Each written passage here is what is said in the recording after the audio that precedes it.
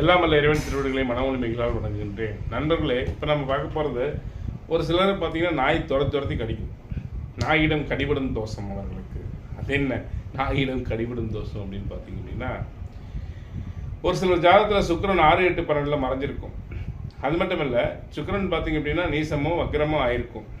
இப்போது நம்ம உடம்புல சுகந்தமான ஒரு மனத்தை தரக்கூடியது சுக்கிரன். இந்த சுக்கிரன் கெட்டு போயிட்டு நம்ம உடம்புலேருந்து வேர்வை நாட்டில் பார்த்தா மீன் நாத்தம் அப்படின்னு அடிக்கும், இல்லை கருவாடு வாசம் அடிக்கும்.